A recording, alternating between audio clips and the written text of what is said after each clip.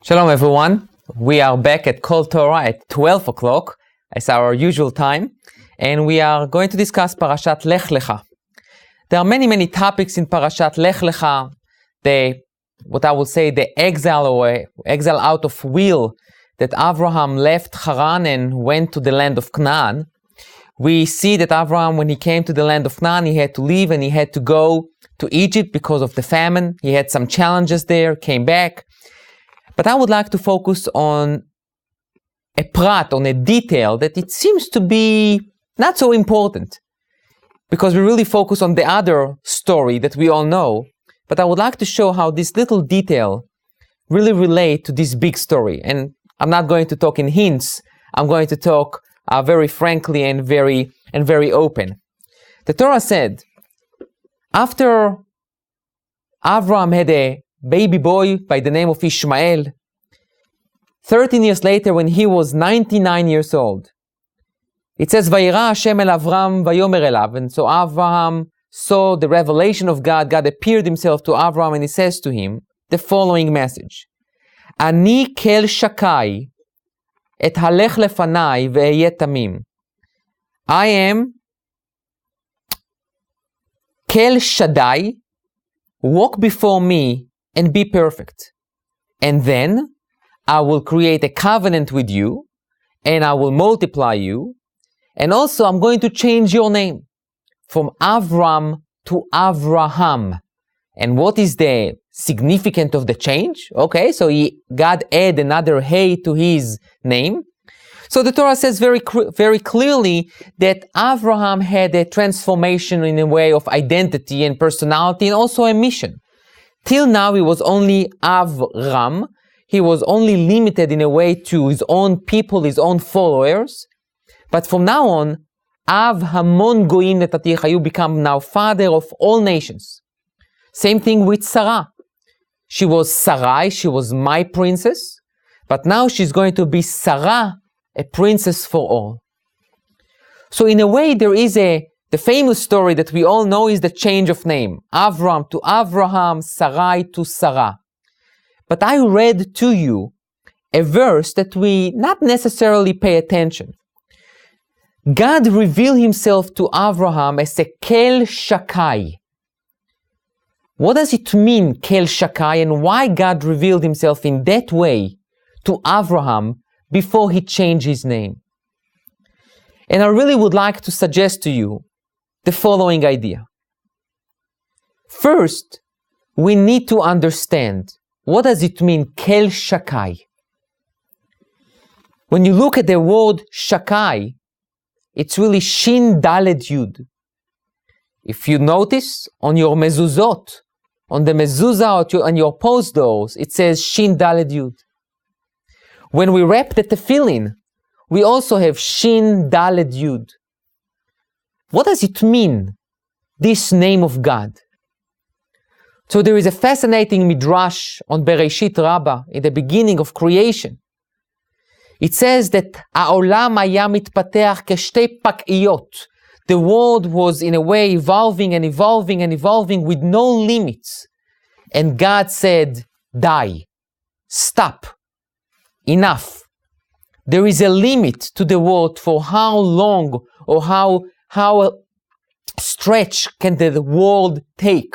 And God says, enough, stop, die. And this is the name of God that says die, who put restrictions and boundaries and says no more, till here, and that's it. It's something very interesting that God, as the omnipresent entity who has no limits, says to the world, go ahead, develop yourself, go ahead, stretch yourself, go ahead, expand yourself, but there are going to be boundaries, there are going to be limits.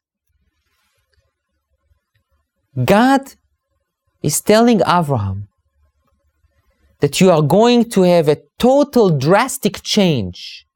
You are going to expand. Till now, Abraham was an individual, a very dynamic, very charismatic person that had some followers, there is no question. But still, he was viewed as the stranger, as the Hebrew. He's from the other side. He has these all interesting ideas and thoughts and concepts about God and about what we need to do and what we don't need to do, about social justice, about behaviors and attitudes. But he was a stranger. He was someone that, he didn't have nations following Avraham. It was just a bunch of people who followed Avraham. And God is telling Avraham, look, I'm going to change your life. I'm going to change your life and also your wife's wife. The entire family is going to totally have a drastic change. And from individual, you're going to become a father of all nations. Avraham is not only the father of the Jews. Avraham is definitely a father of Ishmael. And as we know, Muslims, 1.5 billion people in this universe, relate to Avraham as their father. It's not only Jews. Talking about billions of people. And when you have this transformation from a leader who leads some individuals to a leader who leads billions of people, God revealed himself to you as a Kel Shakai, as an entity that says also, die, stop. When you expand and when you go and you branch yourself out, you need to be very mindful not to spread yourself too thin. Don't spread yourself in a way that you don't have the time, the focus, and the emphasis and the understanding of what you lead. So now we have the famous story that we all know, the change of name. But I think the message that God says to Avraham prior to the change of name is, be careful. I'm going to give you an opportunity now to be a father of all nations, but don't forget. Don't lose sight of what is important. What are the values that you stand for? And I fully believe that this is a tremendous message for us, modern Jews and modern people of 2010. We need to understand the demands of work and family and lifestyle and everything else that stretches us from here to there. And it's good, we need to be out there. But at the same time, never ever lose sight or compromise on values, understanding, depth, connection, real connection. Ani Kel Shakai. Go ahead, expand, do more, accomplish. Be the most advanced in terms of technology and all the great things that we have, but don't forget. Sometimes to say die, to say enough, to stop, to pause, to evaluate in order to have a better life. Thank you, and we will talk again next week.